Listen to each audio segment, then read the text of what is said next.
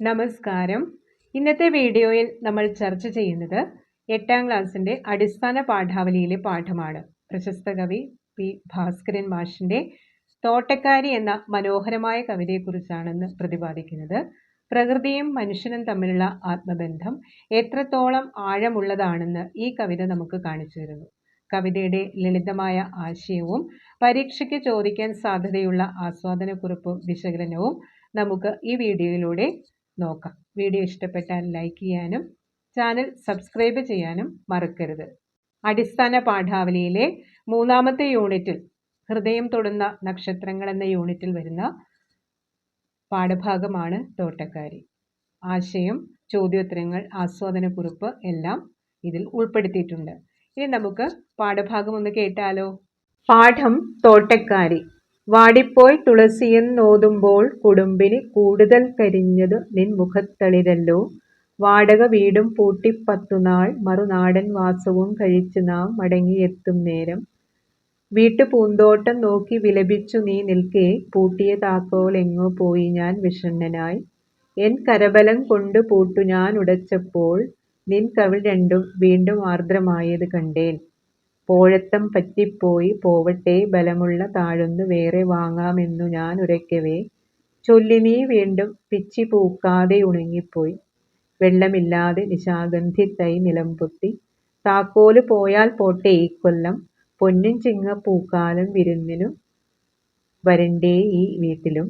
അപ്പോൾ ഞാൻ ചൊല്ലി തോട്ടക്കാരി നിൻ വാത്സല്യത്തിൻ അത്ഭുത വർഷമേഘം മൺകുടമൊക്കത്തേറ്റി. ഇനി നിത്യവും 2 നേരവും മുടങ്ങാതെ ഇവിടം നനച്ചിടും പേടിക്കാൻ എന്തിരിപ്പൂ. കണ്ണിലെ മഴത്തുള്ളി വറ്റിപ്പോകവേ നിന്റെ ഗണ്ഡത്തിൽ ചിന്നിക്കാണായി ഗന്ധമാതിനീ വർണ്ണം. അന്നേരമൻ ചിത്തത്തിൻ അടഞ്ഞ വാതിൽ മന്ദം നിന്നുടെ അധരങ്ങൾ തുറന്നു പൊൻ താക്കോലാൽ. എഴുതിയിരിക്കുന്നത് പി. ഭാസ്കരൻ. പാഠഭാഗം കേട്ടല്ലോ. ഇനി നമുക്ക് കവിയെ ഒന്ന് പരിചയപ്പെടാം. മലയാള സാഹിത്യത്തിലും സിനിമയിലും ഒരുപോലെ വ്യക്തിമുദ്ര പതിപ്പിച്ച പ്രതിഭയായിരുന്നു പി. ഭാസ്കരൻ. കവി, ഗാനരചയിതാവ്, ചലച്ചിത്ര സംവിധായകൻ, നിർമ്മാതാവ് എന്നീ നിലകളിൽ അദ്ദേഹം പ്രശസ്തനാണ്. പ്രധാന കൃതികൾ ഒറ്റക്കമ്പിയുള്ള തമ്പുരു, പാടുന്ന പടവാളുകൾ, വയലാർ ഗർജിക്കുന്നു, ഓർക്കുക വല്ലപ്പോഴും, ഇതെല്ലാം അദ്ദേഹത്തിൻ്റെ വളരെ പ്രശസ്തമായ കൃതികളാണ്. അദ്ദേഹത്തിന് ലഭിച്ച പുരസ്കാരങ്ങൾ ഇതൊക്കെയാണ്: കേരള സാഹിത്യ അക്കാദമി അവാർഡ്, വള്ളത്തോൾ പുരസ്കാരം, JC ഡാനിയൽ പുരസ്കാരം, അതായത് മലയാള സിനിമയ്ക്ക് നൽകിയ സമഗ്ര സംഭാവനയ്ക്ക് അദ്ദേഹത്തിന് ലഭിച്ച പുരസ്കാരമാണ്. അദ്ദേഹത്തിൻ്റെ കവിതാശൈലി എങ്ങനെയുള്ളതാണ്? ലളിതമായ പദങ്ങൾ ഉപയോഗിച്ച് ആഴമേറിയ വികാരങ്ങൾ ആവിഷ്കരിക്കുക എന്നതാണ് അദ്ദേഹത്തിൻ്റെ ശൈലി. വിപ്ലവവീര്യവും പ്രണയവും പ്രകൃതി സ്നേഹവും ഒരുപോലെ അദ്ദേഹത്തിൻ്റെ വരികളിൽ നമുക്ക് കാണാൻ കഴിയും. തോട്ടക്കാരി എന്ന കവിതയിലും ഈ ലാളിത്യവും പ്രകൃതിയോടുള്ള കരുതലുമാണ് തെളിഞ്ഞു നിൽക്കുന്നത്. ഈ കവിതയുടെ പ്രമേയം ഇങ്ങനെയാണ്: യാത്ര കഴിഞ്ഞ് വീട്ടിൽ തിരിച്ചെത്തുന്ന ദമ്പതികൾ പരിചരണമില്ലാതെ വാടിപ്പോയ തങ്ങളുടെ ചെടികളെ കണ്ട് ദുഃഖിക്കുന്നതാണ് കവിതയുടെ പശ്ചാത്തലം. ചെടികളെ സ്വന്തം മക്കളെ പോലെ സ്നേഹിക്കുന്ന ഒരു സ്ത്രീയുടെ, അതായത് തോട്ടക്കാരിയുടെ ആത്മബന്ധമാണ് കവിതയിലെ പ്രധാന പ്രമേയം. 10 ദിവസത്തെ യാത്ര കഴിഞ്ഞ് തിരിച്ചെത്തുമ്പോൾ മുറ്റത്തെ തുളസിച്ചെടി വാടിക്കരിഞ്ഞത് കണ്ട് വീട്ടമ്മ വിതുമ്പുന്നു. വെള്ളം കിട്ടാതെ കരിഞ്ഞുപോയ നിശാഗന്ധിയെ നോക്കി അവൾ കരയുന്നത് ഒരു കുഞ്ഞിൻ്റെ വേർപാടിലെന്ന പോലെയാണ്.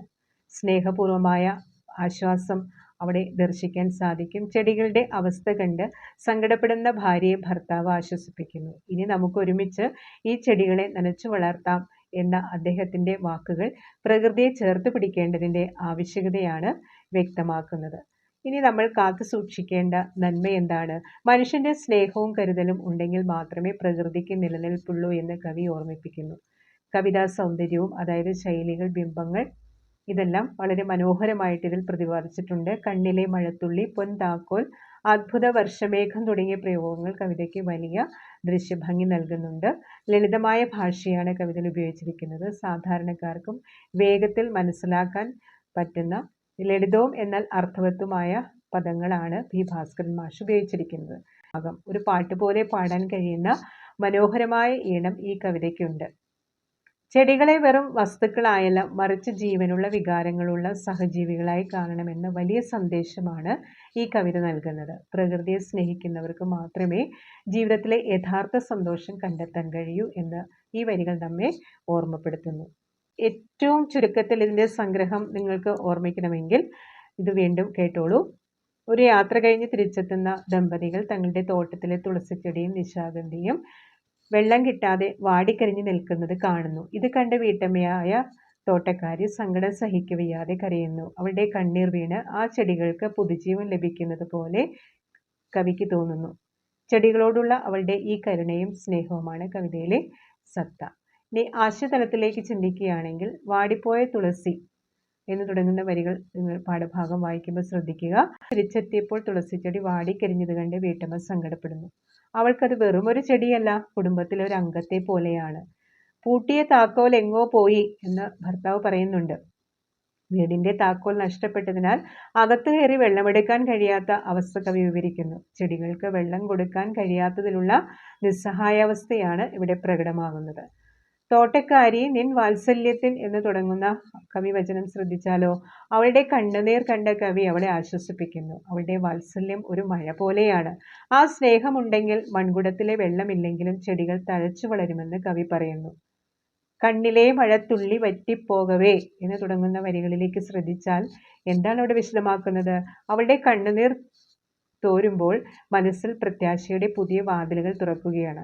സ്നേഹം കൊണ്ട് പ്രകൃതിയെ സംരക്ഷിക്കാൻ കഴിയുമെന്ന തിരിച്ചറിവിലൂടെയാണ് ആ കണ്ണിലെ വെള്ളത്തുള്ളി വറ്റിപ്പോകവേ അവളുടെ കണ്ണുകളിൽ പ്രതിഫലിച്ച് കാണുന്ന ആ പ്രത്യാശയുടെ പുതിയ വാതിലുകൾ. ഇനി പദങ്ങളുടെ അർത്ഥവും വിഗ്രഹാർത്ഥവും നോക്കിയാലോ. നിത്യവും ദിവസവും, വിഷണ്ണൻ സങ്കടപ്പെട്ടവൻ, നിശാഗന്ധി രാത്രിയിൽ വിരിയുന്ന പൂവ്, വാത്സല്യം സ്നേഹം പ്രത്യേകിച്ച് കുട്ടികളോടുള്ളത്. വിഗ്രഹാർത്ഥം വീട്ടുപൂന്തോട്ടം വീട്ടിനുള്ളിലെ പൂന്തോട്ടം, മഴത്തുള്ളി മഴയുടെ തുള്ളി, പൊൻ താക്കോൽ പൊന്നുകൊണ്ടുള്ള താക്കോൽ. കുറച്ച് പ്രധാനപ്പെട്ട ചോദ്യങ്ങളാണ് ഇതിൽ ഉൾപ്പെടുത്തിയിരിക്കുന്നത്. കണ്ണിലെ മഴത്തുള്ളി വറ്റിപ്പോകവേ ഈ വരികളിലൂടെ കവി എന്ത് സന്ദേശമാണ് നൽകുന്നത്? പ്രകൃതിയും മനുഷ്യനും തമ്മിലുള്ള അഭേദ്യമായ ബന്ധമാണ് ഈ വരികൾ സൂചിപ്പിക്കുന്നത്. ചെടികൾ വാടിയത് കണ്ട് കണ്ണുനീർ വാർത്ത തോട്ടക്കാരിയുടെ ദുഃഖം പ്രകൃതിയോടുള്ള ആത്മാർത്ഥമായ സ്നേഹത്തിന്റെ അടയാളമാണ്. അവളുടെ കണ്ണീർ വെറുമൊരു സങ്കടമല്ല, മറിച്ച് ചെടികൾക്ക് ജീവൻ നൽകുന്ന ഒരു അമൃത് പോലെയാണ്.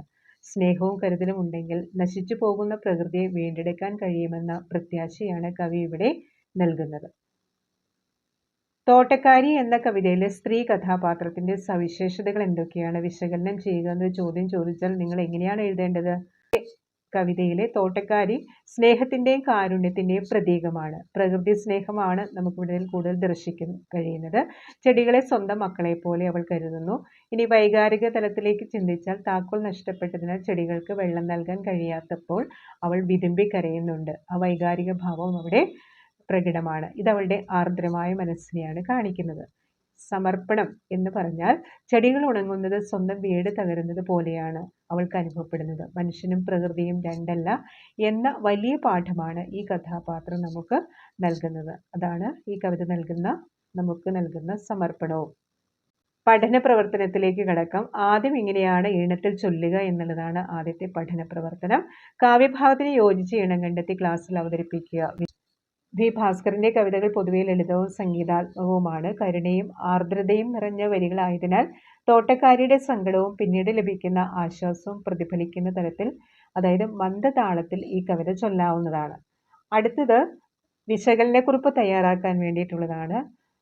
ചോദ്യം ഇതാണ്: കണ്ണിലെ മഴത്തുള്ളി വറ്റിപ്പോകവേ നിൻ ഗന്ധത്തിൽ ചിന്നിക്കാണായി ഗന്ധമാതിനി വർണ്ണം. ഈ വരികൾ വിശകലനം ചെയ്ത് കുറിപ്പ് തയ്യാറാക്കുക. തോട്ടക്കാരിയുടെ കണ്ണുനീരിനെ മഴത്തുള്ളിയോടാണ് കവി ഉപമിക്കുന്നത്. ചെടികൾ ഉണങ്ങുന്നത് കണ്ട് അവൾ വിതുമ്പുമ്പോൾ അവളുടെ സ്നേഹവും കരുണയും ആ കണ്ണുനീരിലൂടെ പുറത്തു വരുന്നു.